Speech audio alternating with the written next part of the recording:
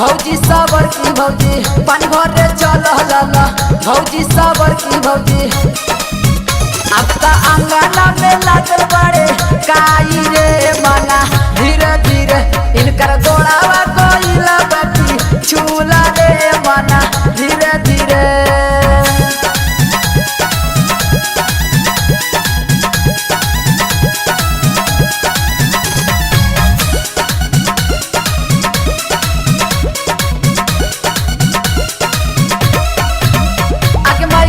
गलिए घूमेलन मिचरी भौजीना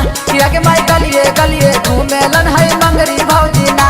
एकर गोड़ावा कोइल बाती झूला रे मना धीरे धीरे इनकर आंगना में लागल बड़े काई रे मना धीरे धीरे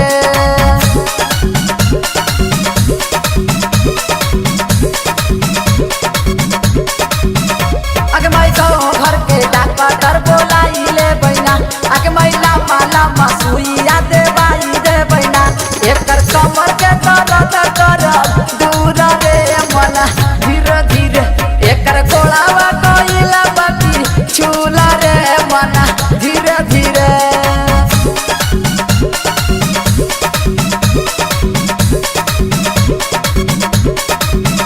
आगे माई दौड़ल धूपल आइलन प्रियांशु भैयाना आगे माई दौड़ल धूपल आइलन प्रकाश भैयाना धाके कोरावा में लिहलनु ठाई रे मना धीरे धीरे अब तो अंगना में लागल बड़े काई रे मना धीरे धीरे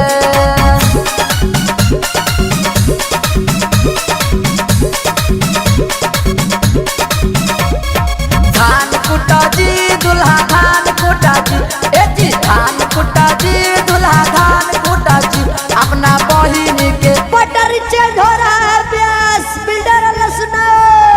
इनकर गोड़ावा कोइला बाकी झूला रे मना धीरे धीरे इनकर गोड़ावा कोइला बाकी झूला रे मना धीरे धीरे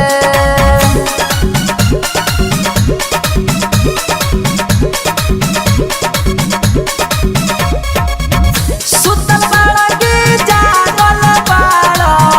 बिल्डर के मैया हे गिरल हाथी न सुगना के मौगी रोता हाथी न भैया हे गिरल हाथी न सुगना के मौगी भौजी भैला बा खुश खबरी अब त बबुआ खेलैबा हो ए भौजी भैला बा खुश खबरी लइका जल्दी खेलैबा हो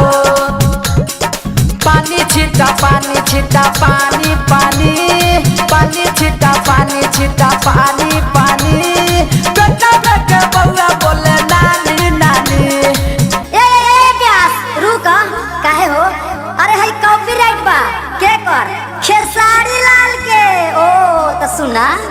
इनकर गोड़ावा कोइला बाकी झूला रे मना धीरे धीरे